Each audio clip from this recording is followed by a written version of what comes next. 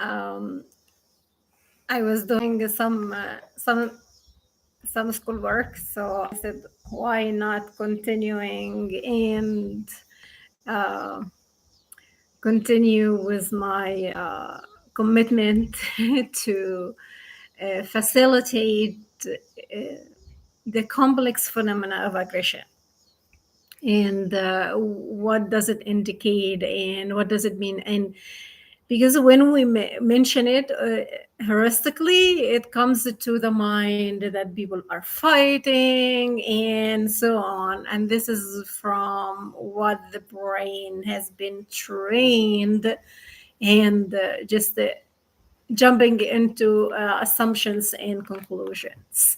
And this happened a lot for most of us, that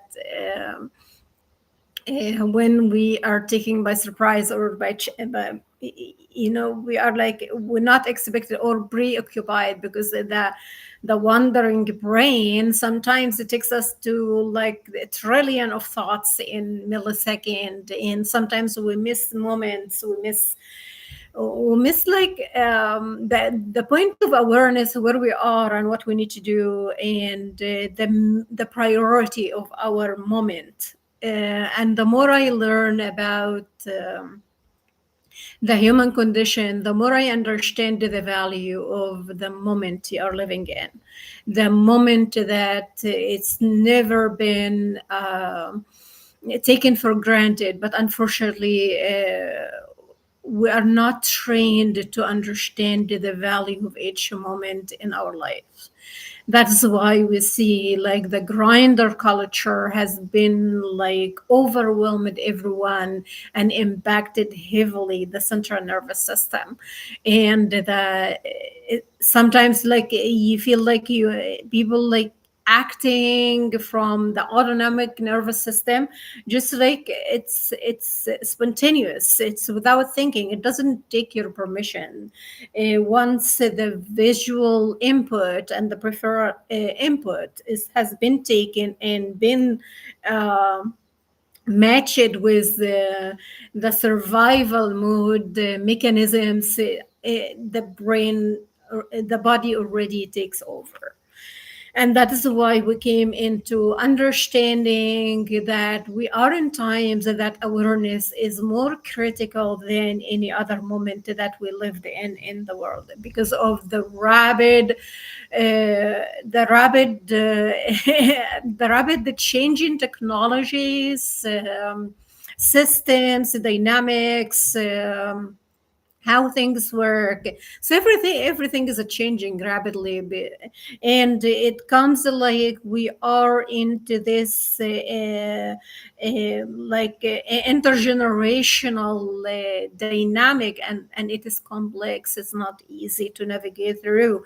Imagine the younger the individual is, how far that the environment and everybody around them make them either they are safe and secure and can trust where they are at, or they are more dysregulated, more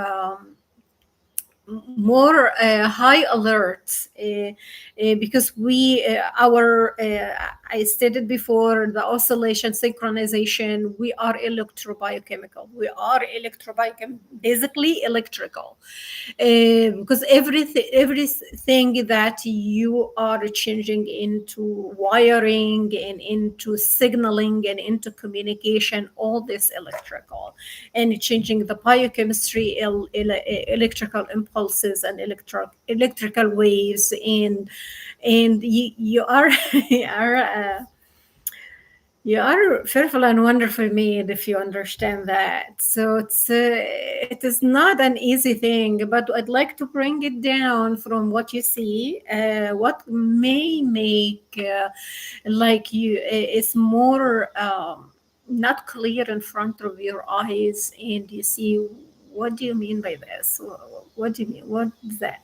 Especially with the diverse the diverse or the complex, diverse tapestry or makeup of any community right now, languages, cultures, socioeconomic systems, all of that is truly impacting you on a molecular level, and impacting you and bringing a new person every 5-10 years, 5-10 years, and a whole new changing a whole body, mind and body and brain and add it to your understanding of your being, well-being, and connection with God, with who created you, and He trusted you to the life that He has given you freely, and He didn't ask you a price for it. But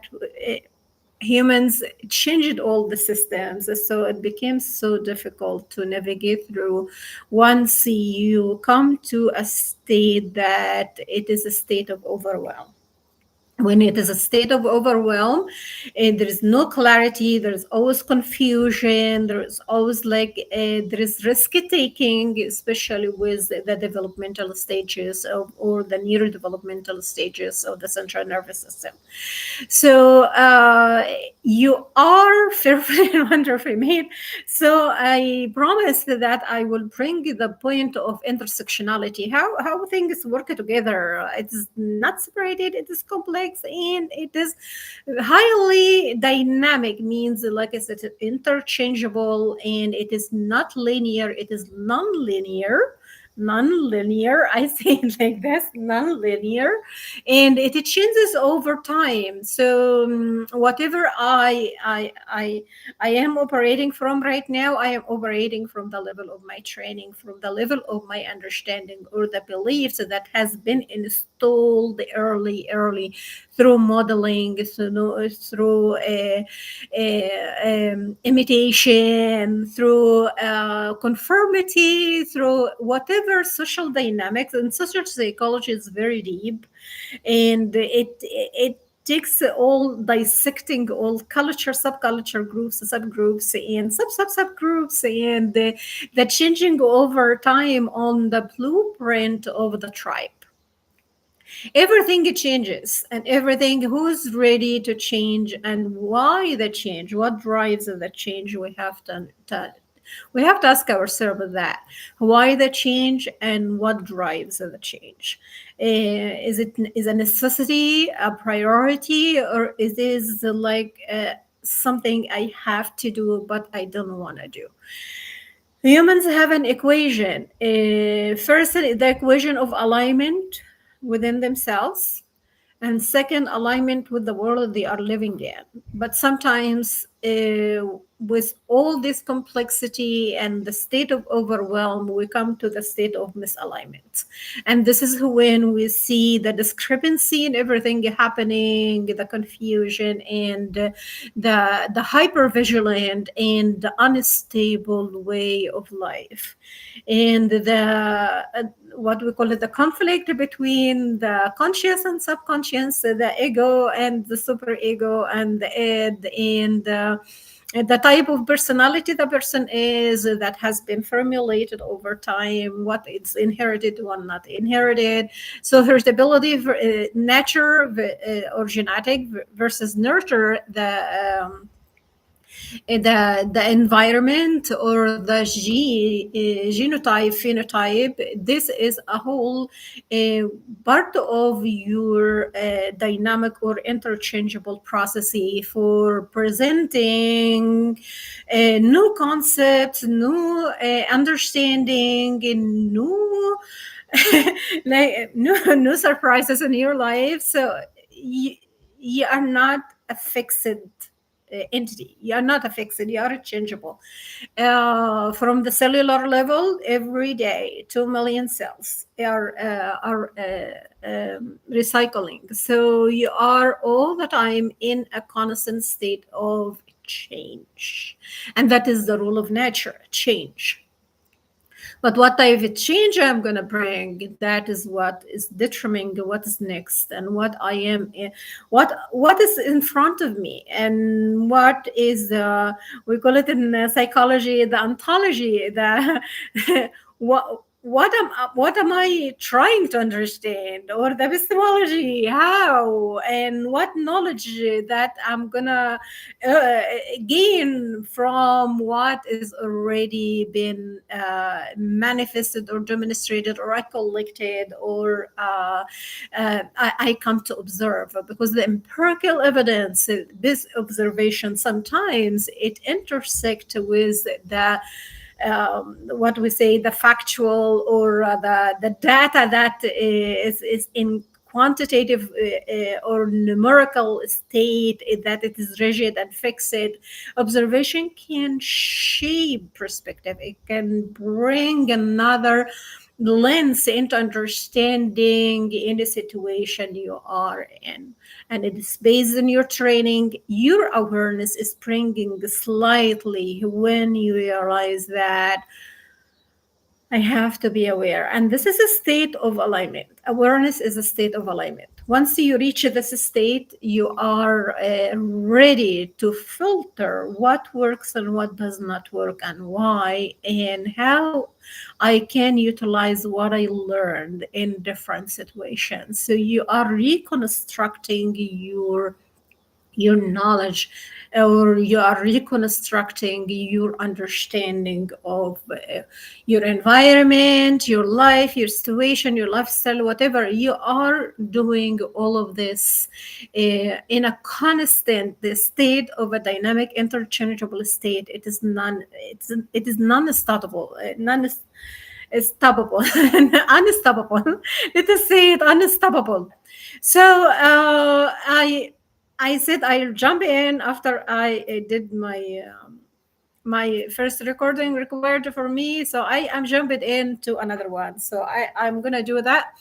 So I am gonna share the intersectionality. It's because I spoke about the neuroanatomy of aggression with all factors, and what is the risk factors, the preventive factors, and differentiative factors. Today I say why they intersect. What is the shared point? Shared point. What is going to bring me another lens of understanding to the phenomena of aggression? And I said that it can be subtle, overt, or covert, or it can see, you can see it in front of you and you say, yes, oh, this this is aggression. Sometimes many from our group dynamic, it is subtle, it is not until the damage occur, and can take, I mentioned before, a case took 19 years that to break down one person, 19 years to break down one person. So and I stated before, like that the psychological warfare, it is heavier than any other, because it is after the mind then the heart. Once they control the mind, it is easy to control the body. Unfortunately, we are not in utopia, as I stated before. So we have to understand our awareness, our boundaries, our limitations, our value, that this life God has given to you.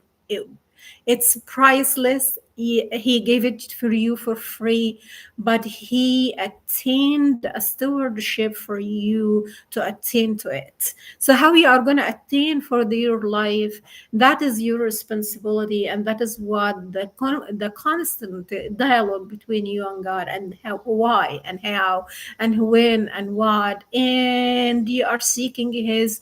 Lean not onto your understanding, and seek His understanding. So whatever you are in, we are gonna dive into intersectionality, and we understand how our life is not only what we see. You are more than what you see. It is all like, it's the labyrinth, the fortified castle that you, it is hard to understand it all. So we know little, and the more we know, we say, when you know better, you do better. So you haven't taken a person without in this this is before I am gullible or something like that. Researching, so and from cross culture, I learned a lot. So I understand, but I was acting from a state of uh, a state of love, as I was raised, and understand that the power of kindness is not weakness, but however it is taken for weakness, and that is another thing we have to be aware. When your kindness cannot uh, um, uh, is being taken for your disadvantage and not as a method of life. So we have to understand that this is another form of aggression we understand about. So I'm gonna continue my dialogue, and I am gonna start with part 7, aggression intersectionality, with epigenetic class, genetics, epigenetics, cluster personality. I stated them A, B, and C, environmental impact, and the big five theory. Openness, agreeableness, yes. This is that when the big organizations, or the hiring team, they look for the big five, what type of big five you are, so they understand your fit in within the culture. This is part of the organizational understanding of team building. So I'd like to understand that aggression, intersectionality with genetics and epigenetics. Genetic influence on aggression include gene regulating in neurotransmission, MAOA, warrior gene, DAT1, DRT2, COMT, 5-HTTLBR, among others, with mixed yet suggestive links to aggressive and antisocial behaviors. MAOA, low activity allele, 2R and 3R variants combined with a childhood maltreatment elevate risk of antisocial behavior. Though effect size is modest, yet it is some of the studies require at least like from 50 to 100 participants to form a solid view about the data and the outcome of it. But if it is like 15, 13, 10, it's still the effect size is, it can be it's not for the high reliability or validity. Epigenetics modifications also play critical role. Methylation of SLC6A4 correlated with childhood sexual abuse and adult antisocial traits, especially in combination with certain genotypes. HTR1B promoter methylation linked to antisocial traits. Epigenetic alterations spanning hundreds of genes, AVPRA1, DRD1, were associated with chronic childhood aggression trajectories. Clusters A, B, C personality disorders with intersectionality with genetic and environment. Cluster B, antisocial, borderline, histrionic, narcissist, personality disorders. And I said these are the elephant in the room, and these shape the majority of any group. And that is when we see the higher level of conflict and the misunderstanding of the dynamic in place. Implicated genes include those in serotogenic pathways, MAOA, 5-HTT-LBR, TBH1-2, with mixed but suggestive findings. Gene environment interactions, the MAOA plus maltreatment effect is one of the few replicable findings linking gene and early adversity to antisocial outcomes. Cluster C, avoidant dependent obsessive compulsive personality disorders, link it to COMT variant and DRD3 polymorphisms, suggest genetic contributions to anxiety related traits and obsessive compulsive symptoms. Early adversity, particular childhood trauma, increases BD risk or personality disorder risk across cluster A and C via both direct environmental impact and gene environment dynamic, or we call it the phenotypes. And currently, the research is more into the focus on the phenotype, not the genotype, because the environment has a huge impact on gene expression, a disease manifestation or disorder manifestation, a change in the electrobiochemistry in the neurocircuits and the organizations of their brain regions, and deep down into tissue damage and organ damage. So it is based on what is taking place, what context in front of me. Sorry. Environmental influences and the big five is shaping aggression. Family environments characterized by high conflict and low cohesion, expressiveness, elevate aggression in children, while supportive homes buffer against, and this is a protective factor and a risk factor at the same time, buffer against aggressive behaviors. Big five traits have distinct links: agreeableness, conscientiousness, typically negatively associated with aggression. Neuroticism, constantly positively correlated with aggression. Openness, mixed evidence, sometimes directly or indirectly via aggressive attitudes related to physical aggression. Because sometimes you see, like, if a person is extrovert, they are ready to express their voice, their views, and it is easy to react. While like introvertism, they take a long time till they prove what they want to express. In adult romantic context, high openness, extroversion, and neuroticism were risk factors for intimate partner violence, or IBV. Notably, extroversion linked to intimate partner violence more in women than in men. Interpersonal relationships, red flags.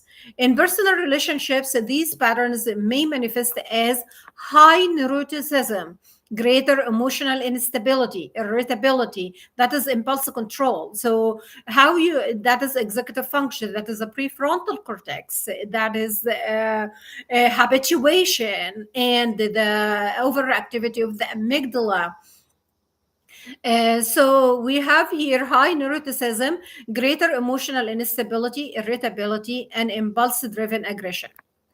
Low agreeableness, conscientiousness, reduced empathy, cooperative behavior, and impulse control. High openness, extroversion in certain contexts, impulsive, novelty seeking behaviors that could escalate conflict, especially with extroversion and high openness.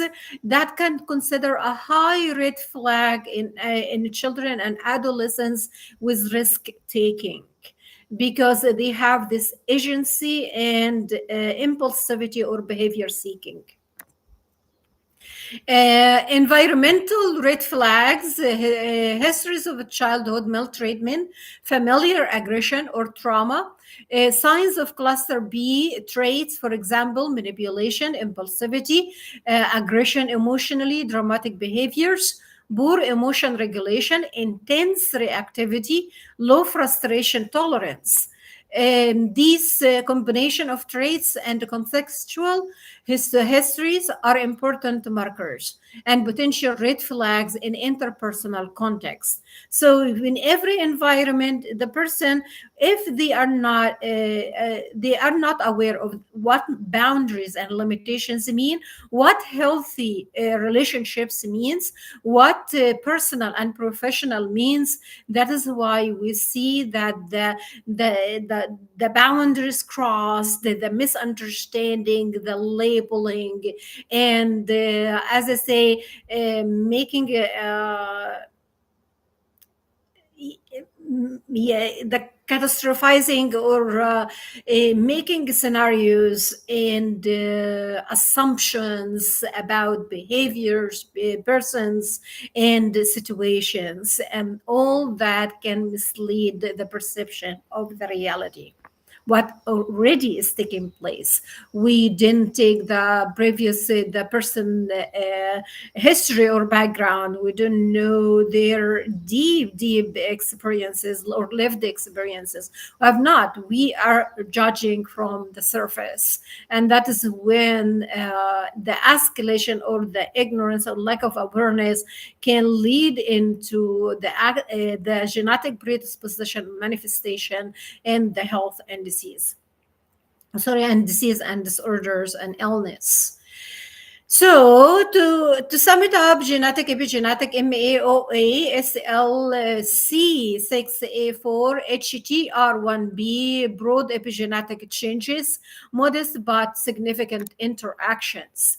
Personality clusters, cluster B and C traits shaped by gene environment dynamic and early adversity, because these are the extremes. However, it is they lack remorse and they don't feel the others' emotions. So it changes not is not a state. Big five, an environment, low agreeableness, consistentness, high neuroticism, aggression, and environment moderates. Interpersonal red flags, impulsivity, lack of empathy, emotional liability, aggression, early trauma history.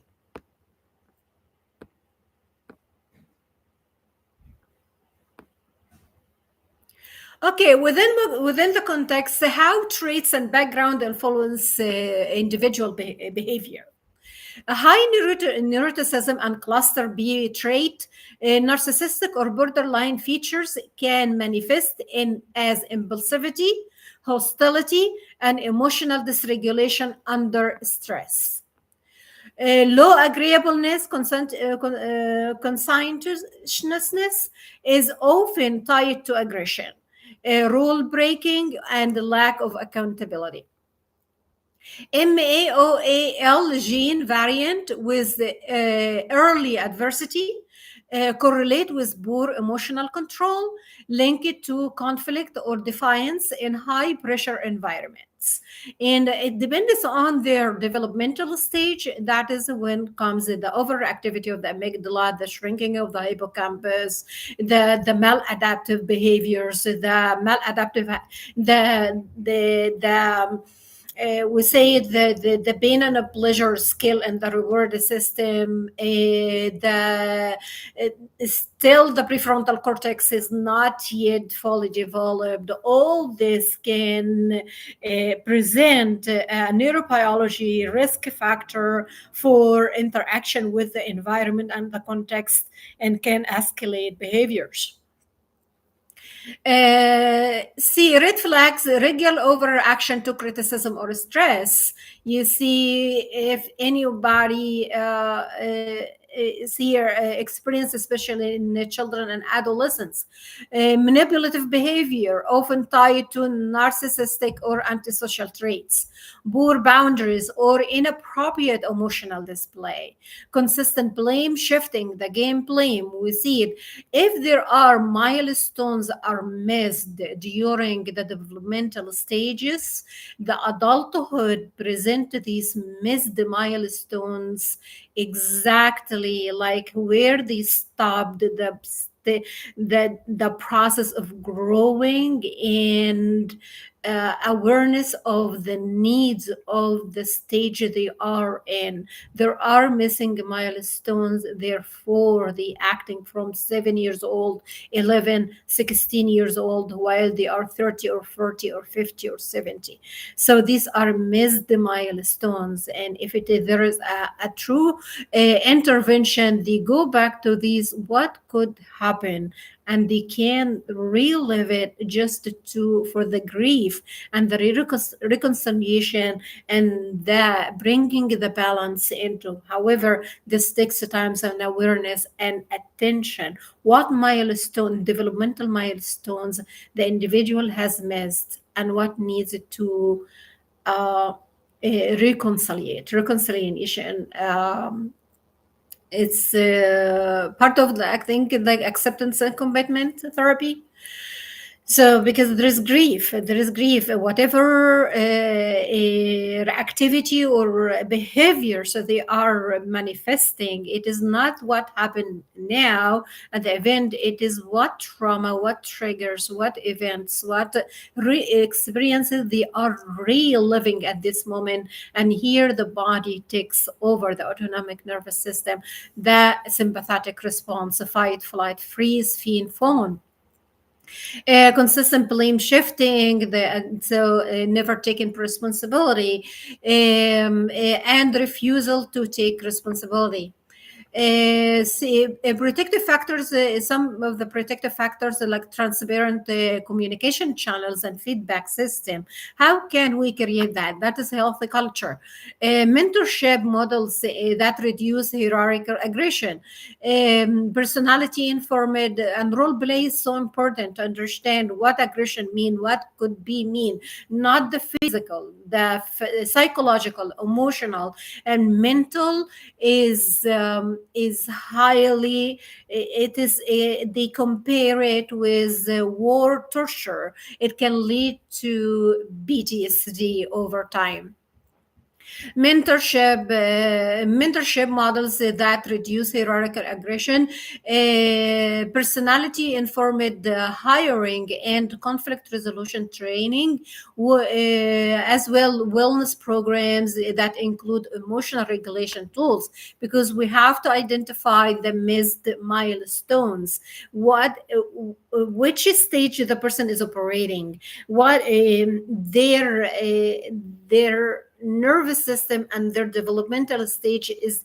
There is entrapment, what stage this entrapment, and they decided not to grow. They are going to stay here, and this serves a function, and it serves a need to them. Sometimes they develop the sense of pain or addiction to pain, so they are seeking for a stimulant for this pain to trigger, so they can feel that this need is met, and this is negative coping or maladaptive coping. For example, high influence like the partner dynamics, high neuroticism or cluster B traits often lead to emotional vitality, jealousy, verbal or physical aggression. I stated B, cluster B. This is the elephant in the room. If we would like the intervention, will focus on cluster B, because who is cluster B is going to harm more cluster C. But who's going to harm B and C is A, the higher. MAOAL and 5-HTTLBR polymorphism, when combined with trauma, are associated with intimate partner violence or IPV. People high in openness and extroversion, when paired with poor impulse control, and that's due to their developmental stage, neurodevelopmental stage, where they are at, their lifestyle, lifestyle, their consumption habits, if there is, for example, smoking or alcohol or tobacco in place. So all this will lead to poor impulsive control, low empathy, may engage in novelty seeking, infidelity, or manipulative behavior. And I stated as well, infidelity is um, uh, DR4, I think, is D4 receptor. Yes, is part of it. So dopamine is very critical. It's supposed to serve you, not to harm you, but overactivity, it brings the zombies in place. So the mechanism shifts. For example, you see red flags for this when there is this intimate power dynamic, love bombing, followed by rapid devaluation. This is narcissistic cycle. This is the loss of sense of self, the depreciation of self-esteem and value and everything for control, excessive control, jealousy, and emotional blackmail. Isolation can be part of it. But some of the tactics that they are using, for example, if they would like to isolate their target, they say so and so has a lot is going on, leave them alone. Give them a space. Oh, there is a lot going on. No, so don't do anything right now. This is part of the tactics to isolate the victim or the target. So, or giving the impression for everyone to be uncomfortable in the presence of the target or the victim, so creating a discomfort around them, so they're gonna be their only access for communication and manipulation and blackmail. So, blaming past trauma to justify trauma behavior without growth efforts. So, this is part of the rumination, staying in the same cycle and keep the same scenario. This happened, even 20 years ago, even 30 years ago, and 50 years ago. That is entrapment. That is missing a milestone. That is serving a function. That is a need. Is it risk seeking or the behavior seeking itself? Or is something else is emerging in the behavior? So you have to be from empirical evidence. Observation is requires attenuation and requires that the knowing the baseline of the person first, who they are, and at the same time any changes can be detected easily when they are acting out of character, they are acting out of normality, something is going on, they don't keep eye contact, or they are comfortable with eye contact. But this is as well can intersect with the culture type. If it is like individualistic or collectivistic don't like eye contact, while individualistic like eye contact, direct and indirect communication. But we have to put it in the context, the background of the culture of the individual, or where they came from their proximity, from their power dynamic, or anything like that. But when it is coming on continuum or long time, and they are changing even in their conversation choices and habits, that is a high red flag that the person is under attack. Isolation from friends, family, or threats common with antisocial tendencies. So encourage slow relationship basing and boundary checks. So you don't invite somebody into your life just maybe somebody introduced you to it, somebody introduced you to them that doesn't know you know them. No, no. There is a common saying that, do you have a family with them? Do you have you traveled with them long distances? Have you did do business with them? So if these are things that show lots of behaviors, and you can understand and you can say yes or no, but either than this, you don't know the person. You don't know, only know the surface, and that is when many of the targets and the victims say, if I know what I know now, I wouldn't do what I did. But it comes with a price. It comes with a price, because they feed in your energy. Encourage slow relationship basing and boundary checks. Seek premarital or couple therapy to explore emotional regulation, attachment history, and personality dynamics. Of course, it's there is limerence or crush or something within infatuation or impulsivity in relationships. Sometimes it bring both of them into harm, not a balanced relationship. It is like enforced relationship. So without knowing this, navigating and understanding what package I am bringing in this relationship, what the other package, I am okay with it, I am ready to put the effort and work. Until they put the effort and work in this package, there is no relationship. So they have to work, they have to do the work, and they have to show accountability and responsibility, because this is what takes. If they cannot commit to themselves, how can they commit to others? I understand this.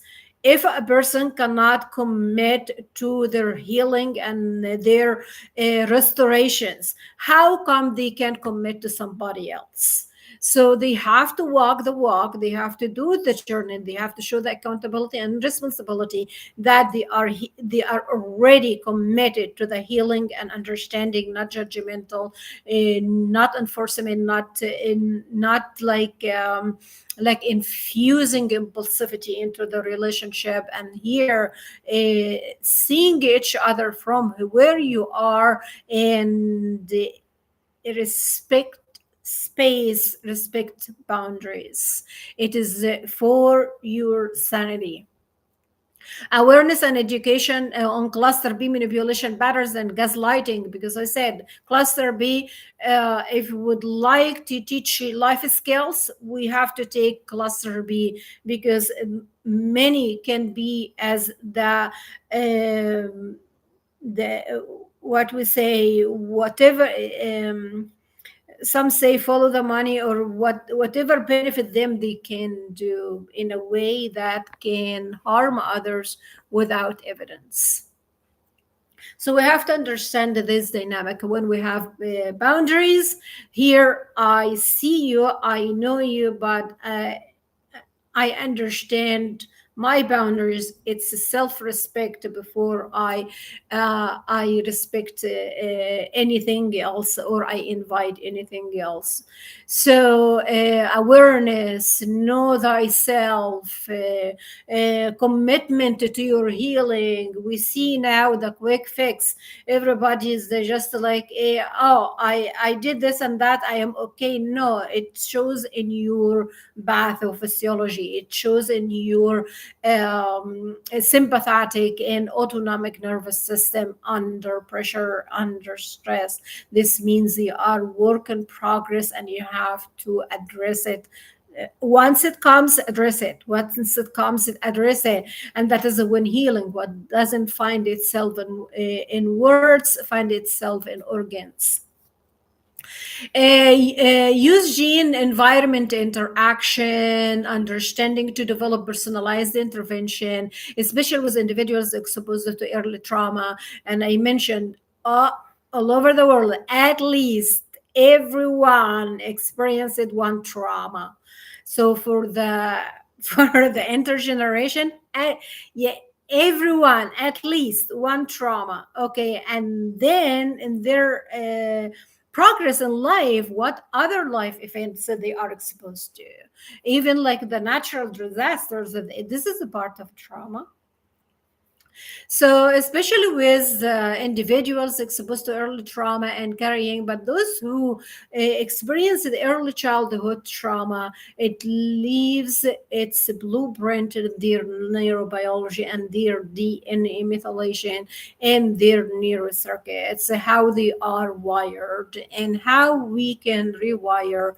This takes a whole village. Early trauma and carrying risk variants like MAOAL, SLC, 64A methylation patterns encourage epigenetic resilience, strategies like consistent sleep. And sleep now, it's one third, but it's a major element for health and lifespan, because whatever sleep deprivation, it breaks down your bones. It breaks down your bones because the brain needs rest to the vacuum is vacuum cleaning, and other formulas taking place during the sleep. So when you have a sleep deprivation, this is under higher stress and malfunction. Exercise, health relationships, and trauma therapy factors are shown to reverse some of epigenetic risk markers. What the environment has compromised, the right environment can heal over time. So check your environment. Your environment is so important. Your environment is so important. Cognitive behavior therapy, and there are specialized cognitive behavior therapy based like insomnia, CBTI. This is another one. I don't have it right now to address impulsivity, but I did the insomnia because one focus is asleep. Aggression and distorted thinking, especially effective with high neuroticism or cluster C.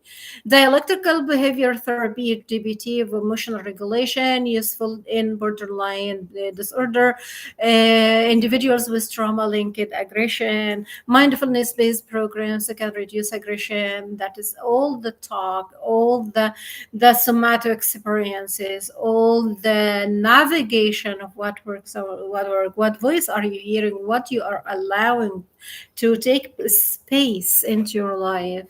Useful in borderline disorder in individuals with trauma linked to aggression. Mindfulness-based programs can reduce aggression by down-regulating the limbic reactivity, the fight, freeze. See, early trauma screening in schools and juvenile justice system, that is like a critical like it's especially with biomarkers, especially with biomarkers. So some of the videos I stated some of the biomarkers we need in early age we need to look for. Integrating personality, because this will change lifestyle, environment, everything go around, because whatever the gene expression doesn't it needs the right environment um, to modulate. Integrating personality screening, Big Five, MMBI, in clinical and forensic settings, holistic programs combining biological, environmental, and behavioral data for youth at risk of chronic aggression. Sorry, I was gonna. Sorry. See here. So commonly we understand low agreeableness, cluster B traits, manipulation, conflict, blame shifting. Requires strategy, peer monitoring, screening, and communication. neuroticism, high extroversion, trauma, emotional vitality, control, devaluation. Requirement strategy, slow pacing, therapy, psychoeducation. Teaching what healthy means, understanding what healthy means. If I don't understand it, if I don't witness it, so what are you talking about? Or what do you expect? MBA-OAL SLC6A4 methylation trauma and exposure leading to impulsivity, aggression, and self-harm. Strategies CBT, DBT, mindfulness, epigenetic resilience. So some of the manipulation styles for example, narcissistic personality disorders devalues and discard to uphold the self-importance. For BPTs, uses jealousy, threats, often of self-harm to avoid abandonment. Emotional rage triggered by challenges to grandiosity. For BBT, results from emotional vitality, fear of loss, or abandonment. Empathy with narcissistic is consistently low. For BBD, it fluctuates. Intense and empathy, they go with the flow. They are with the moment. Okay, so there are something like the pendulum. There is no stability, and that is when I say when healing happens, the word alignment comes, because this is the centeredness. Intense empathy at times, emotional detachment at others. For the narcissist, self-perception, emotionally shallow, maintaining grandiosity. For BBD, intense feelings of emptiness. That's why they are seeking what fills them, and whatever they are lacking, the aggressor will present, unfortunately, and that's why they put them at very high risk for subjective vulnerability. Vacillating self-image. For relationship patterns, for the narcissist, superficial, idealize, then discard for self-enchantment. So this is the pull push dynamic. I love you today, and then I manipulate to you the next moment or the next day. I don't know where I stand. Therefore, it brings confusion, it brings low self-esteem, it brings the value of the human dignity and integrity, because they don't know where they stand, and they fade gradually. For BBD, splitting idealization followed by devaluation is stemming from abandonment fears. So they are seeking the empathy of others, that they do deserve their attention or love or care. Emotional regulation on narcissistic personality, more controlled but fragile self-esteem. For BPD, highly unstable, reactive, prone to impulsive or self-harm behaviors. While specific studies on adolescents male with the MAOAL variant are limited, integrating genetic and epigenetic, so we need the neurobiology, we need the biomarkers, we need to understand which variant the person is carrying and how it can present a vulnerability or like unwanted merit or unwanted trait that is going to be acquired from the biopsychosocial model or from the interpersonal dynamic. So integrating genetic and epigenetic and trauma-informed therapies can enhance treatment. Epigenetic sensitivity in youth DNA methylation is dynamic across a child and adolescent development, highlighting a crucial window for early intervention. Holistic precision informed approaches combine psychotherapeutic strategies with an understanding of epigenetic profiling to optimize efficacy and safety. and that's from early stage, from early age. The best is from 7 years old. This is when truly you understand where the deviation will be. Behavior therapy is the CBT, DBT focus on emotional regulation and aggression, trauma-informed care to reduce stress-related epigenetic impacts and support adaptive development. What systems I want to take in place so I can restore what has been ruptured, because in early childhood they are still fertile. They have lots of potentials to reverse. A family-based intervention to enrich environment, and as I mentioned before, the study that is done on the enrichment environment and deprived environment, and they saw the impact on the neurocircuit. It was severely with cognitive impairment and the low academic achievement. So we understand the role of the enrichment environment in bringing a healthy child, healthy adolescents, and alignment with the mind and the body. Family-based interventions to enrich environment and potentially mitigate epigenetic risk pathways. The big five to romantic relationship dysfunction. So narcissism, higher level of predict lower marital satisfaction and greater likelihood of breakups. So understand your big five, or where you are. You understand your type of dysregulation and emotional dysregulation and what you need to work on, because this is all dysregulation of the central nervous system and the compromise of electrobiochemicals. There is no right signal. There is confusion in place.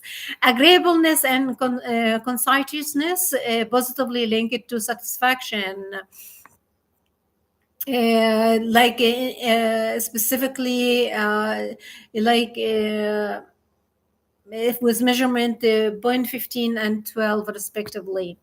Extroversion correlates with relationship transitions, moving in, and varied relationship outcomes. Low emotional stability predicts separation and divorce. So, what I say, pacing means I give it a time. I give myself the right to understand and make informed decision, and that is a right. It's not a privilege or something is going to be given extra. That is a right. Let us see. For the dysfunctional patterns, high neuroticism, emotional volatility, conflict, insecurities, low agreeableness, selfishness, lack of compromise, and conflict escalation. Low conscientiousness, irresponsibility, inconsistency, low commitment, high extroversion, low stability, impulsive moves, emotional strain. So everything has a component. What is the formula? What I am looking, my investigation has to be thorough and takes time, and I have to take the time to compare my metrics with my observation, and taking a third party as well, a third opinion. That is can be a family, that is can be friends, that is can be their workplace, that is can be. So I am collecting a triangulation, different perspective to present an informed decision, and what intervention needed or what steps to move forward. Direct epigenetic treatments, use of HDAC inhibitors and DNMT inhibitors to modify DNA methylation and histone acetylation in psychiatric disorders. Tailoring treatment to epigenetic profile, combining it. So part of the pathopharmacological is the behavioral tendency when the patient receive this medication. On on behavior, what changes is going to take place. So medications, therapeutic intervention, this is invasive, this all interact with the behavior, of understanding the behavior of what is coming. Tailoring treatment to epigenetic profiles, combining with traditional therapies for holistic care. CRISPR now, some institutions started to do CRISPR epigenetic editing. So that is a perspective evolution of science. Single cell epigenomic for detailed mapping on brain cell types, and single cell, that's majority, is taking in neurodegenerative diseases and autoimmune diseases. Trauma exposure therapy and enhancement, and enhancement is part of the prevention. Therapy is targeting BDNF and NMDA gene acetylation can improve fear extinction and PTSD related outcomes. Psychotherapy can itself induce changes in glucocorticoid receptor NR3 C1 methylation, indicating a biological marker of treatment response.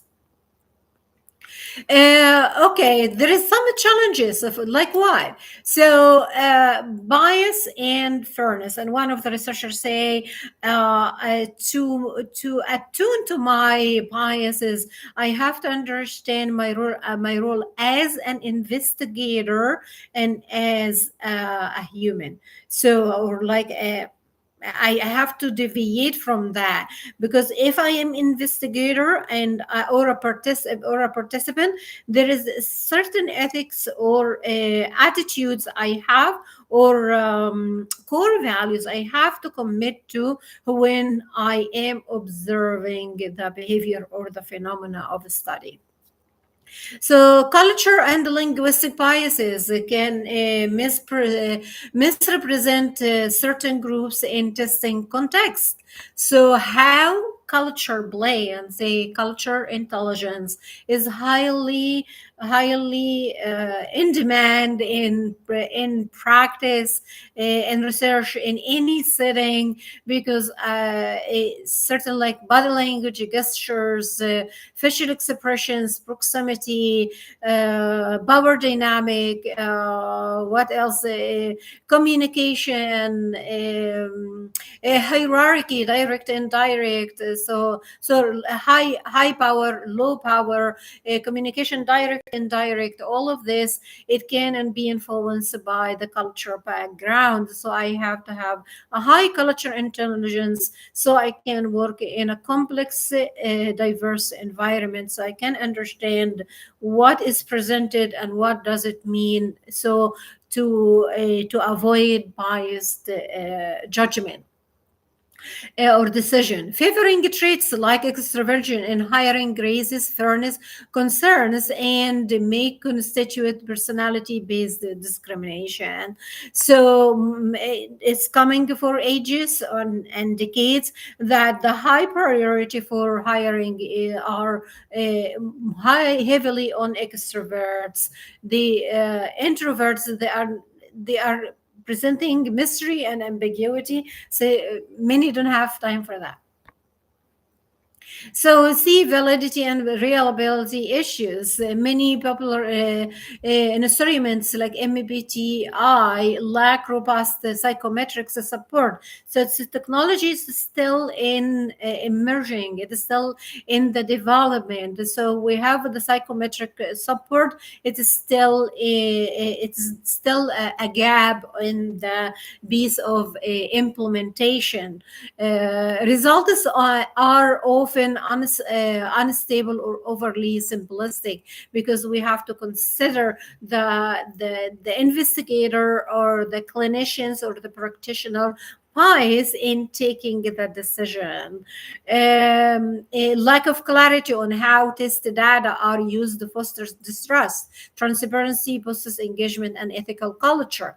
Misuse of personality tests for hiring or job assignment. And right now, personality test doesn't give you the full understanding of the character, personality, attitudes, beliefs, and all of that. So that's why when it comes to the biopsychosocial, the neurobiology in place, so I can understand further. I can have a more specialized testing and programs in place to identify who's who, what, where, how, and where they are most fit, can lead to discriminatory practices and legal pitfalls. Use validated job relevant assessment, not relying on experiments like MBTI for hiring, ensuring transparent communication, explain why testing is being done and how results will be used, regularly audit for bias and involve third parties as needed to maintain fairness and trust. So you have to understand that there is a framework, maybe should take place in using the tools like modified overt aggression scale or MOAS to quantify aggression across domain, verbal, objects, self-directed, others, offering objective tracking of symptom severity and change over time. Consider genotype for MAOAL and the epigenetic profile methylation of NR3C1 or SLC6A4 to gauge biological risk factors. Aggression replacement training, a structured 10-week CBT-based group program that builds social skills, anger, control strategies, and moral reasoning. And the moral compass, it's from 7 years old. That is where the identity started to take place and forming and shaping by shaping. Mood deactivation therapy, MDT, integrates CBT, DBT, ACT, acceptance and commitment therapy, I stated it, and is validated for trauma-exposed adolescents with aggression and conduct disorders, showing around 35% reduction in negative behaviors. Trauma-focused CBT, trauma-focused or TF-CBT, a shorter 12 to 16 sessions approach incorporating psychoeducation, parent engagement, and trauma processing to address PTSD and trauma-related symptoms. Trauma can be disguised in obesity. Trauma can be disguised in eating disorders, in addiction. Trauma is in cardiovascular. Trauma in neurodegenerative. Trauma in sleep disorders. So it's everywhere. So where it started and unresolved, it's gonna show in the organs or the tissue integrity. Psychotherapy, like in a narrative exposure therapy or FORNE or FORNET, may lead to beneficial increases in DNA methylation in genes tied to stress regulation and neural plasticity in R4A2, AUTS2, correlated with symptoms improvement. Encourage biopsychosocial resilience. Unless I understand the neurobiology, I'm going to start to understand the context of psychosocial and the phenotype interaction, recognizing that epigenetic changes like stress-related methylation can be dynamic and responsive to early intervention. Support a holistic treatment plan, including healthy environments, balanced nutrition, and mindfulness to potentially reverse epigenetic risk patterns at early age. Initiate interventions in multimodal group settings with trained facilitators, parental involvement, and regular progress tracking via MOAS. Reassess periodically using aggression scales, psychological evaluation, and, if feasible, epigenetic markers to inform treatment adjustment. Ethical foundations follow the AERA, ABA, NCME standards for educational and psychological testing on validity, fairness, reliability, and ethical use in employment context. Ensure assessments are job relevant, specifically validated for purpose, and administered by qualified professionals. Obtain informed consent, clarify the purpose, the voluntarily nature, and the consequences of assessment. Participation shouldn't be mandatory for employment. Maintain confidentiality and protect data. Use encryption, anonymization, and comply with GDPR NIST, that is the National Institute for Standard Technology framework to safeguard the personal information for privacy and confidentiality. Audit for cultural, gender, and cognitive biases. Avoid using tools that unfairly disadvantages specific groups. Provide transparent reporting of results. Explain limitations and ensure reports are developmentally framed rather than labeling. And so we mastered the labeling. We mastered. You don't understand what is going on in the background, that the person is acting like this. So having the empathy, compassion, and the understanding, and the patience, and the time to understand is crucial. Keep assessment up to date, request the technical manual, validity evidence, and revision histories from providers. If uncertainty arises, consult ethical boards or internal professionals like SIOPs and CAPEs. For adolescents males with MAOAL and trauma, use a structured program like ART, MDT, TFCBT. Monitor progress with MOAS. Consider epigenetic changes as both markers and intervention targets. Uphold rigorous ethical practices integrated with the psychometric assessments, from transparency to fairness to consent. Combined, these components form of comprehensive adaptive framework bridging genetics, psychology, ethics, and environment. So, if you don't measure it, it doesn't exist. If you don't know it, it doesn't exist. If you don't see it, it doesn't exist. So that is the brain is trying to conceptualize things but if I bring it to the awareness, to the attention, it exists. So here I am bringing some of the core principles for healthy relationships dynamics. We don't learn since we were little. We learn when we have awareness. We learn when we have understanding. We learn when we are already crosses the stage of blame shifting and dysregulation, and started to be in alignment with ourselves. And then you understand, know thyself, and then others, and then your boundaries, your limitations, and what are your priorities. So know your patterns, understand your attachment style, big 5 traits, and emotional regulation tendencies. Recognize if past trauma or unmet needs influence your current relational responses, fear of abandonment or control.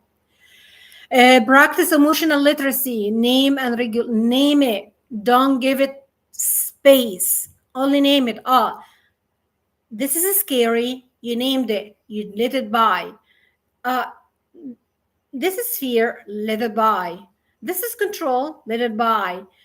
So you don't give it a space or attention because your brain and your like the maladaptive patterns needing this, waiting for this attention to be in place, and then autonomic response. So the body takes control.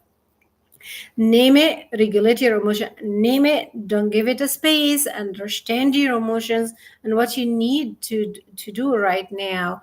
Take a deep breath, pause. Take me time.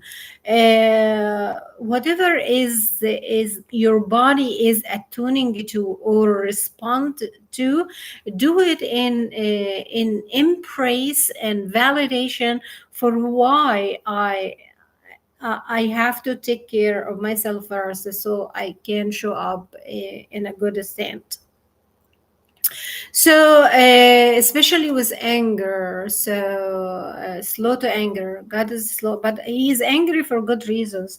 So sometimes we are angry for good reasons. So, for example, if you see the same suffering, the same pain, the same something needs to take place. Something needs to change it to know what it is.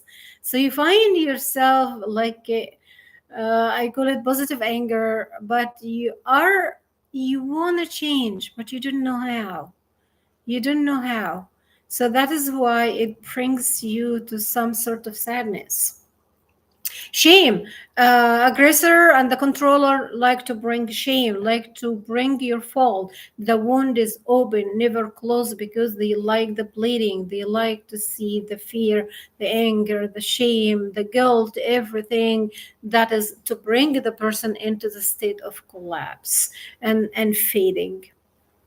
And that is a tactic of control. Self awareness is a foundation of all safe interpersonal. Know thyself. God's word never fail.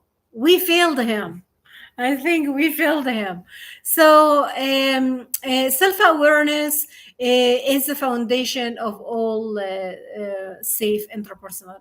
Know thyself, respect your boundaries, and understand your boundaries and what is allowed and what is not. You're not gonna heal the world or fix the world. Try to work on give your you deserve it. You are worthy. Work on your healing. Give it time. Give yourself time and seek understanding and awareness. For example, your awareness will bring you the awareness of the red flags you have to look for. Love bombing, the pull push dynamic, followed by withdrawal. Today you are the love of my life. Tomorrow I don't know you, or you made my life the worst thing. Whatever. Uh, hurt the people. I don't know. Uh, yeah, you are the only one who so and so and so. You don't know. You are, and that is the dynamic, and that is when bring it to the target, the state where I am standing. I don't know where I am. The state of confusion, the instability, the self-inflection. For the aggressor, they are deflecting on the target. So that is for the main motive is control. Gaslighting or twisting your perceptions. You know it happened, but they tell you it's all in your head. You are making it up. So that is what you need to do is monitoring your action, demanding access. That is so for the power control. they study you, they know everything about you, and when to strike, it is strategically, it is calculated, because they would like to keep this state uh, of control and the distress to the target. They love it, and that is their joy. It is not, they don't feel the feeling, they have no remorse. They would like their target always like frequently on a distress state. So know your red flag and understand exactly, know the patterns, when and how that happen, and understand that this is compromising the human, compromising a whole human. And when the person is compromised, how they can have um, a stable life and a life with respect and honor to the creation of God within us. How come this could happen? And when the vulnerability is pressing on, hot cold the behavior cycles, the words, and then you are the enemy, or whatever. It shifts the most welcoming and grooming, and then flipping the table on you. So that is in the threats, corrosion, and then the red flag. They are using their tactics to break the person down. Guilt-based manipulation. It is your fault. You made me do this. I won. Yeah, so you made me do this. You made me do this. You triggered me. You are. It's your fault. It's your fault. Trust your discomfort. If you are frequently anxious, confused, or feel like you are walking on eggshells, take it that seriously. If your feelings are not validated, if your needs are not respected and cared for, that is a red flag. So when denying your rights, your needs, and the right that you can address your voice, that is a red flag. When your voice is being taken, used against you, or twisted, or the story has been shifted against you, and you are the trouble, so you have, that is a red flag. Take it seriously. Communicate bound. So here, if it is like it depends on what type. Is it the formal relationship, or it's informal relationships? Informal relationships, many goes through trauma because of that. Formal relationships, unless I am 100% clarifying my boundaries and no crossing for these boundaries, and if they are crossed, it is addressed. So that is part of the emotional maturity. So how can you train from early age of communicating your boundaries clear? Use nonviolent communication. When you do this, I feel that I need you to do this. So you are acknowledging what has been taking place, and it is unaccepted or unwanted, and then and how it makes you feel, and it is not taking grudges, and how you move forward, from here. Know that moving forward for us is another culture, a part of the dynamic of culture health. It needs like a training and modeling and mentoring, and understand how can we express it and become the health language that we are using. And when we express it, we are not putting entitlement in expressing our emotions or feelings. Where we express our voice, we are not crossing boundaries. We understand what happened, and we address it, and we would like an action, or we agreed not to disagree and stay neutral, and you understand how you move forward. Know that healthy people respect boundaries. If someone becomes angry or dismissive when you assert yours, that is a red flag. Don't ignore inconsistencies between words and actions. So, if the words contradict actions, that is a red flag. Observe how someone handles stress, disappointment, and accountability. Observe how they treat you and how they treat others. That can tell you a million message. In dating, base emotional intimacy with consistent behavior over time. There is boundaries. When there is no boundaries, yes. Unwanted things take place, and this is when we understand human life is very valuable. It's not being taken for granted or wasted. We have to understand the value of the human. So integrate relationship education in any place or any community, even in schools. Relationships education, healthy relationships, wellness initiatives. Teach youth and employees that attachment about attachment and trauma, conflict resolutions, consent and emotional safety. Implement the confidential support and reporting structure for relational and emotional abuse.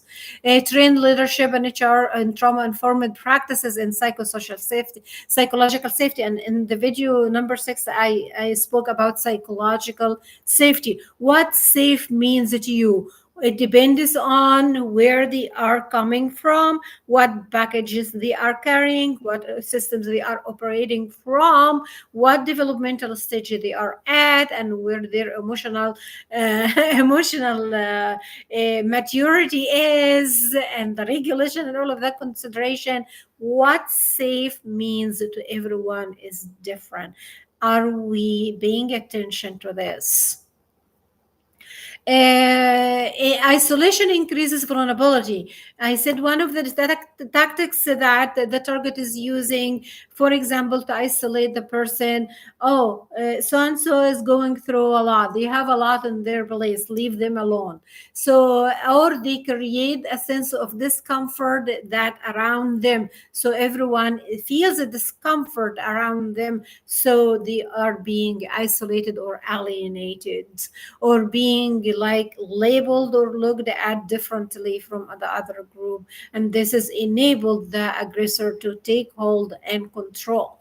Isolation increases vulnerability. Maintain relationships with people who respect your autonomy, your freedom of free will and choice and decision making. You are able, you have self-confidence, you can give honest kind of feedback. Support your well-being over your comfort. So as I stated before, for chronic like a chronic fatigue syndrome and burnout that comes from for example, for people pleasing, or choosing your I am it's familiar for me, it's okay, even it is not unhealthy for your long run. You are comfortable, you are in your comfortable zone. So that is why the voice and the awareness and the understanding and the language and the pattern of communication has to come in place as part of healthy culture, and how to change the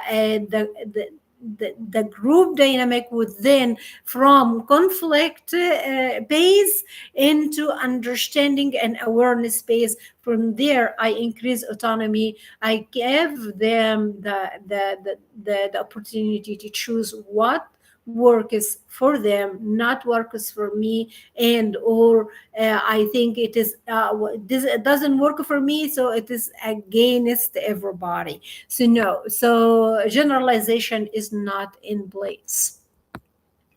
Show up with empathy, honesty, and consistency. Repair raptures. And I said raptures is not only what is seen. You see this state of disorganization, or system of hypervigilant, or confusion, or distress. What happened in electrobiochemical is very hard and severe, and I say this is is being compared over time with war torture. So imagine you are compromising a whole human. How come they are making sound decisions in their life, or having the freedom that God has given to us? How come this happened? So repair raptures, acknowledge harm, take accountability, and follow through. It is we are not in utopia. We are not in utopia. We have to understand that. Healthy signs of awareness based safety, like healthy signs of, like, you have the awareness, you feel sense of safety. So what you look for when you feel that, when you bring awareness and you have this sense of safety, mutual respect and active listening. The warning signs: one side control or dismissiveness. So it is not there is no reciprocity. It is not two-sided or bi-directional. If it is one-sided, that is a red flag. Accountability for, so I respect you, but you don't respect me. But unfortunately, my respect doesn't count. The harm is going to be done unto the one who respect, not disrespect. Accountability for mistake, that is a healthy sign. Blame shifting and stonewalling, that is a red flag. Comfortable saying no, so fear not to say no. Are you comfortable with that? Like red sign, fear-based compliance. Emotional regulation under stress, that is a healthy sign. For red flag, explosive and or unpredictable reactions. A healthy sign, encouragement of growth. So when every change is the core element of life, it changes the core element of the living, of the living, not the performer, of the living. A change and growth, that is part of life. Why red flag? Control or suppression of growth. Uh, so, so how can we enhance the healthy culture or the healthy dynamics within any settings? Promote relational education in therapy, school, and corporate wellness programs. Teach red flags recognition alongside emotional regulation and boundary settings. Once you gradually understand the red flags, what has been taken for granted or that is normal is going to bring some sort of further investigation to assure that, because many are operating without awareness. They don't know they do it, or they are causing harm. They don't know, because it's a lifestyle, it's a culture, it is a part of the social norms or group conformity or the tribal survival. So they don't understand that they are harming one another without knowing. Unless I bring the awareness and I bring the understanding, there you are gonna have the decision that if this work for you or not. And if there is your no or your voice is being respected, or it is bi-directional, it's not one side. How your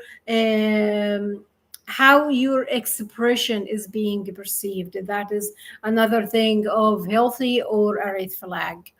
Encourage reflective self-awareness as a lifelong practice. Self-awareness, that's know thyself. That is a whole journey of life, a whole journey of life. When you are 7 and 11, 16, 19, you are not the same. You are changing. You are learning, you are experimenting, you are exploring, because lived experience is more essential now than any statistics or any data. The data inform the direction, but the lived experience drive the decision. Establish support systems from peer networks to institutional safeguards. Model what healthy means, consistency, safety. What's safety for you?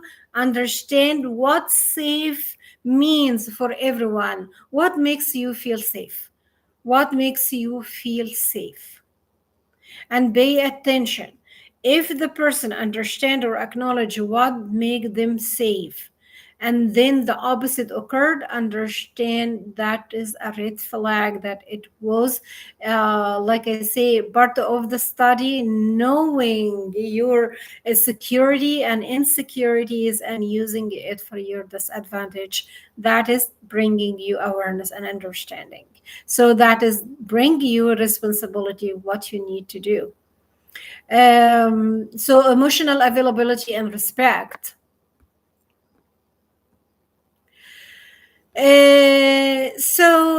Awareness and healthy relationships dynamics. It can create a healthy culture of respect, emotional safety, and accountability. That is a higher level of the human brain. That is the cortices in action. When we see this live, the elevation of the human life, the living, not the survival. The survivor, that is the reptilian mammalian brain, that is when things is still in stuckness. Identify warning signs of unhealthy and healthy. So, warning signs, sorry, for unhealthy behaviors. Understand the principles of emotional safety and boundary setting. Apply ethical communication strategies in everyday interaction. Recognize proper reporting pathways or accountability systems. Commit to action checklist for personal or team integrity. So you can make personal checklist. What is healthy for you and what is not, and see what occur. Like in one day, make this a checklist. What you consider healthy, what presented red flag for you, and what you are gonna take one behavior and focus on to understand, and then you are gonna be your own detective, your own inspector, and your own expert of understanding exactly what works and what doesn't work for your life.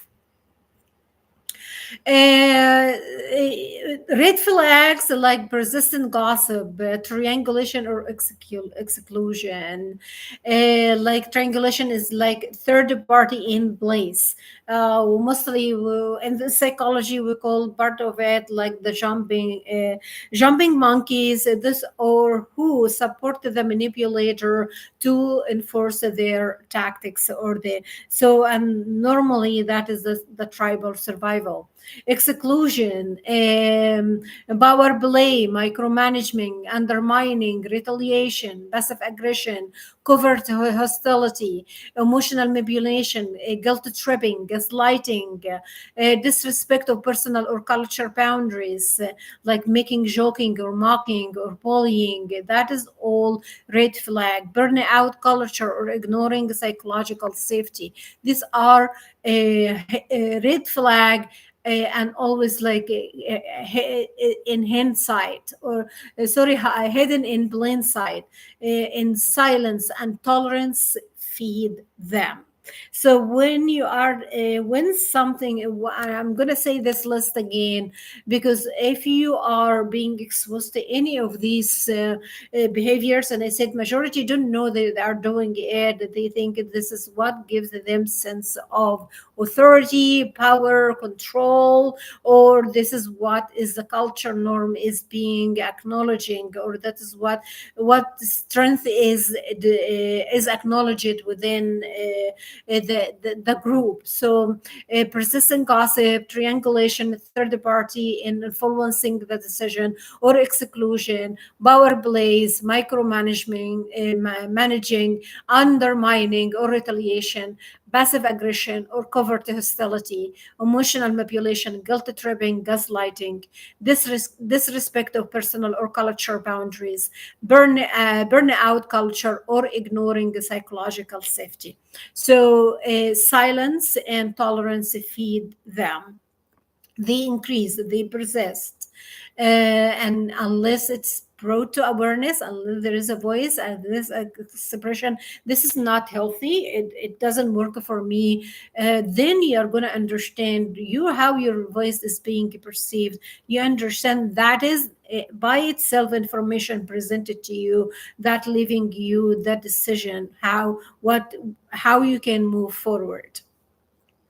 So, emotional safety is the freedom to express ideas or concerns without fear of punishment or humiliation, feeling respected, heard, and protected from manipulation or aggression.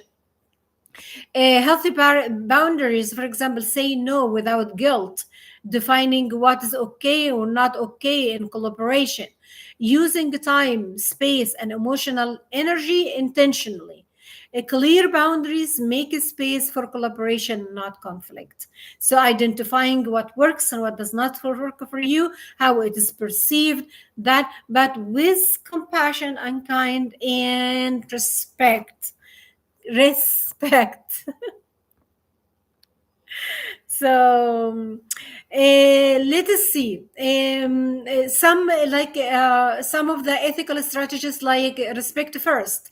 We call safety first. I hope now we have a sign say respect first, and we learn what respect means. With tone, timing, and intent matters. Directness without aggression. Use I statement.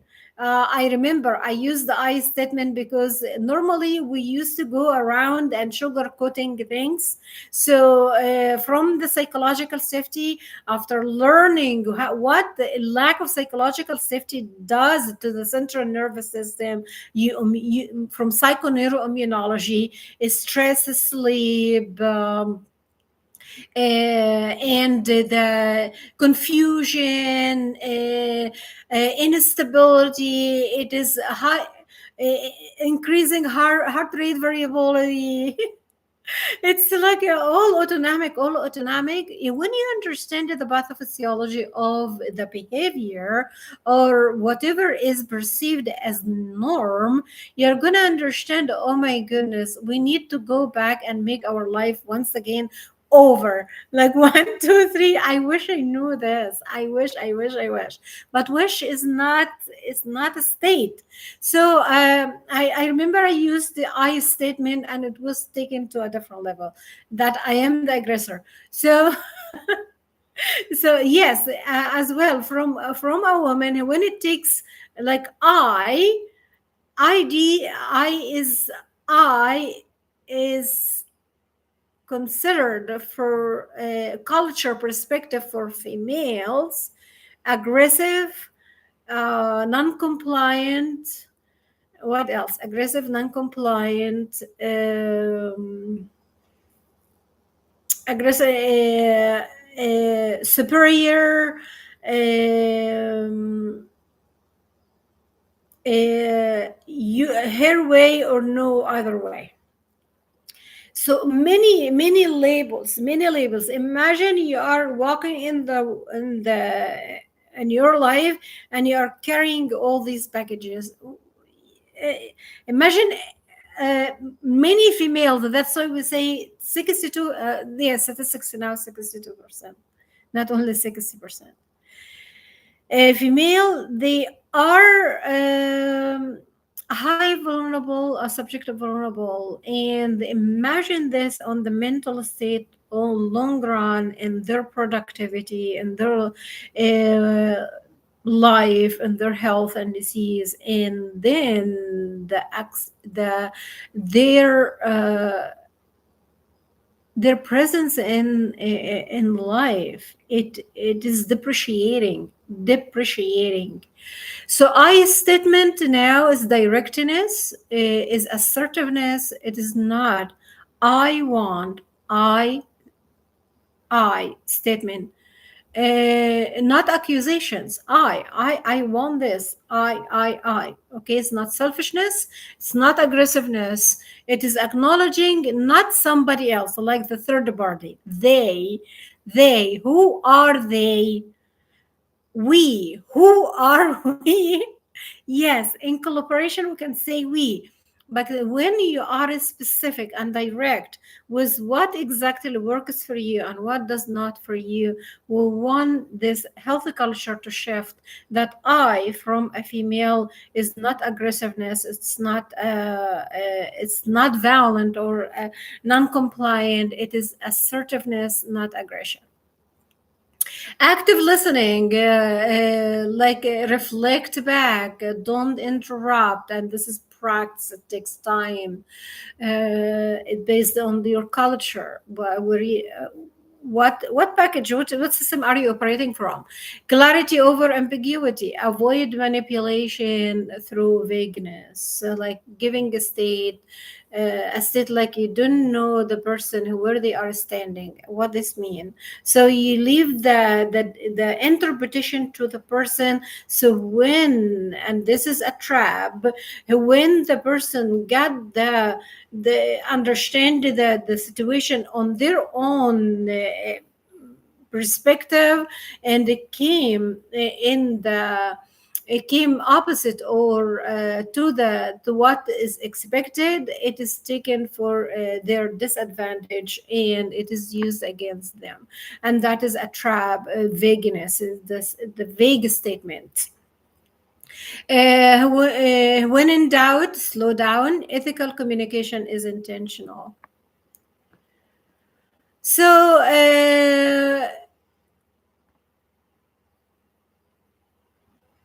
can we have the rule, if you say something, say something. That is a trap as well. I mentioned that before. That is a trap as well. Understand where you are or how your voice is being perceived. But once you understand how it is perceived, that is information, that is data, that is based. You have to make a decision. Does it work for you or not? And you have to take responsibility of whatever side you are going to take. You have to take responsibility for that.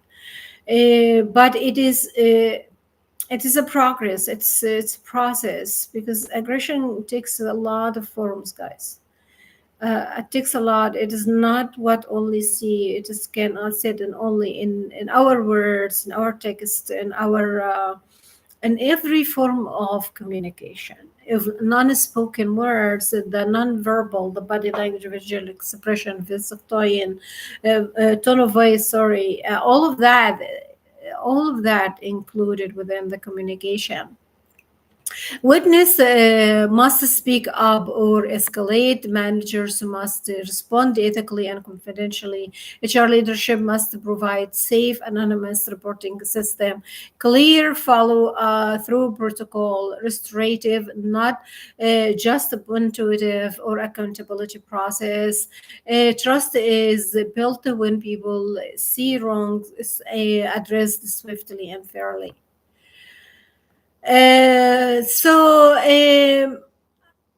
To be aware or to increase your awareness, reflect on your communication habits, practice and honor boundaries, learn to recognize emotional manipulation, and it takes practice.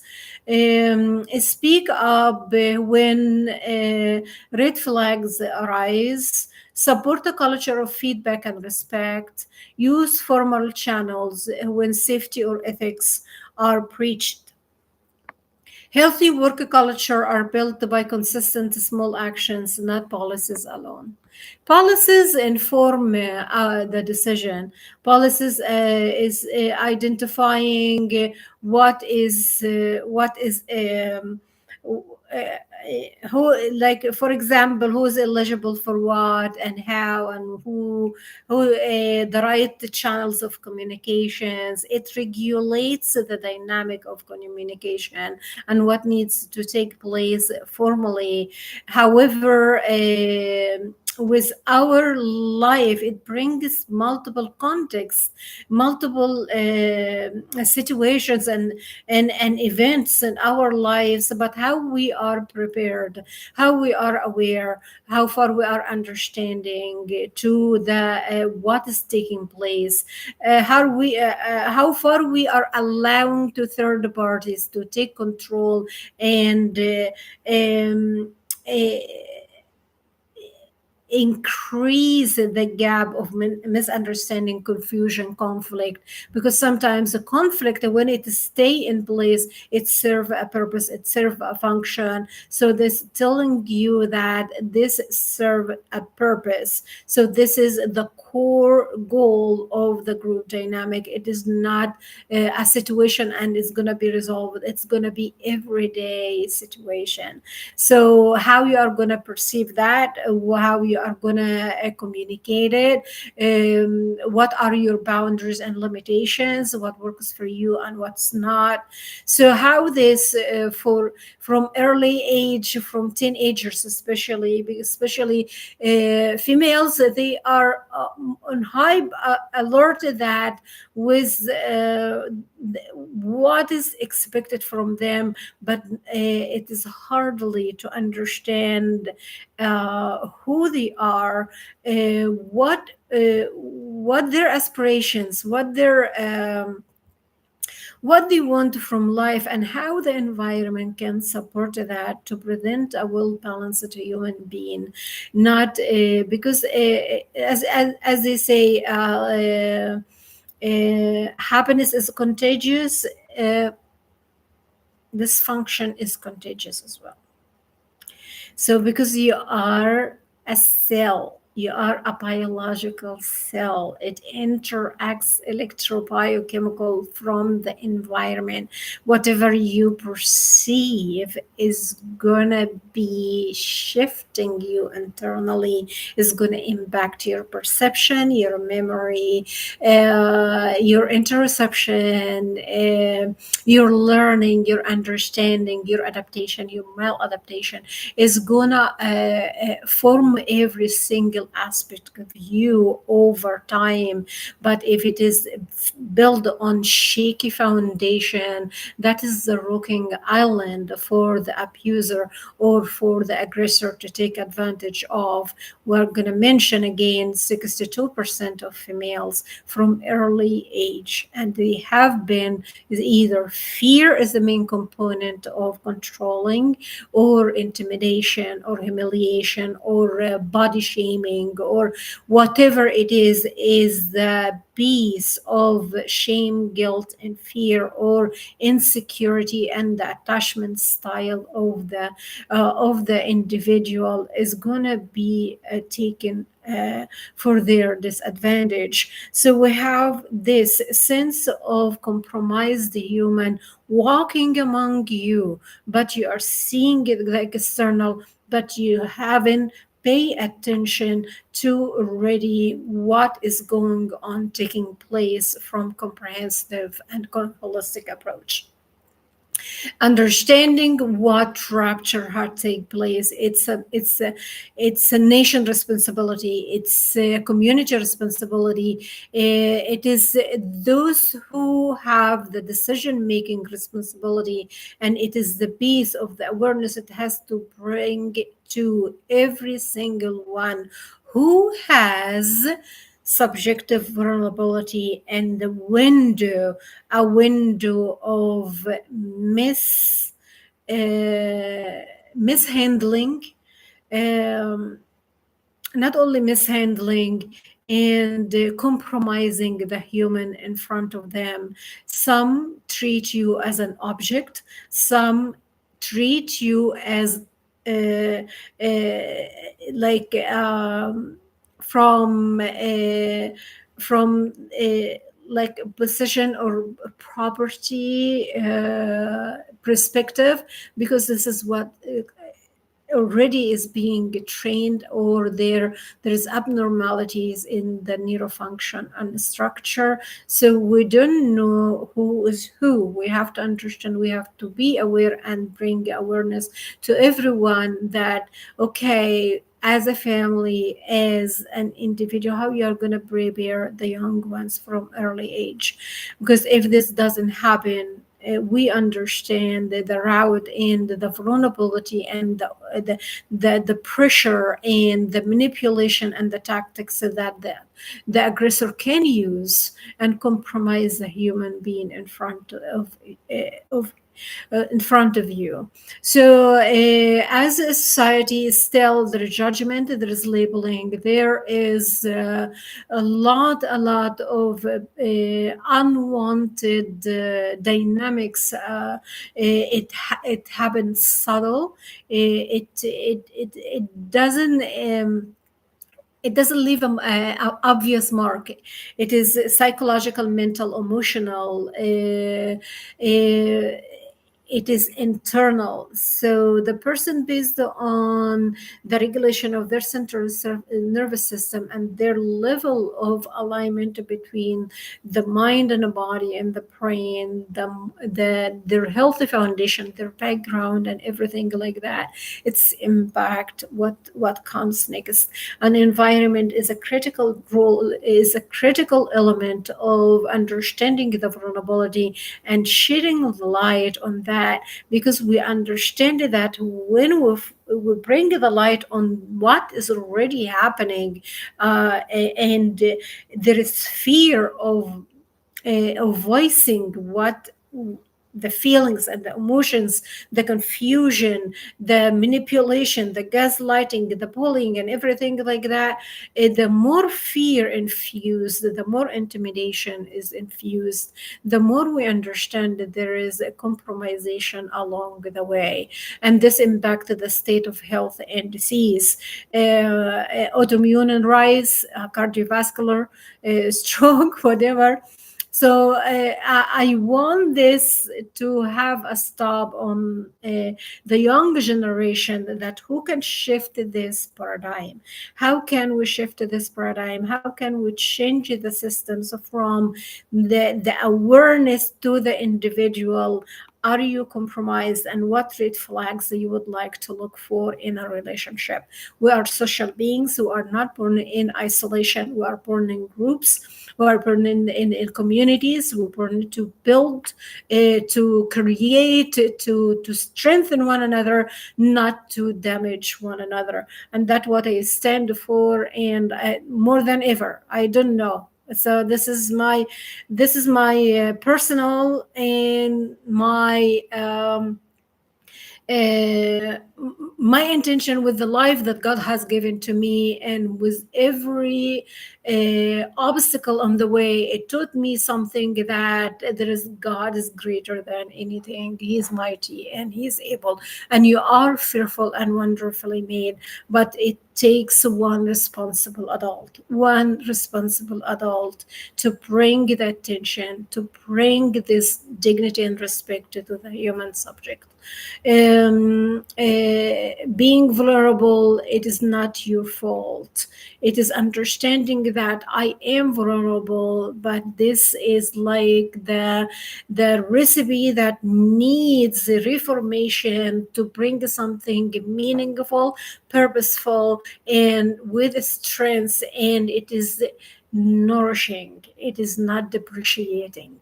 Nourishing, not depreciating. So I hope today I jumped right away. So here it was like I'm grateful. I am grateful. So I wish you well, and I hope you will benefit from this part on aggression. And I said aggression is my fascination, my obsession, and I am dedicated, committed to bring others intersectionality and how they work together, and how we understand it from a different lens, and bring that this is a healthy culture. This is a healthy culture. What healthy means in every interaction, in every communication, in every word you are going to say, in every action you are going to take. And this is uh, uh, you know, a project in progress, or a learning in progress. It is not one stop, and that is all. It's everyday mission, everyday task to bring one piece of awareness into my life, and what value I am adding into it, and what I need to do next, what I want to focus, what is your priorities, what is your boundaries, limitations, what needs to be strengthened, what type of language I would like to promote, and decode the language that it bring trauma, bring stress, bring, and that what the aggressor is pleased to bring this incremental, calculated state of distress to the target. It takes years, it takes time, and that is their job. They just how they function. So what we know is bring awareness, raise your understanding, and you are fearfully and wonderfully made. And I wish you well, and I hope you take something out of this video, part 7, and till I see you again, and peace.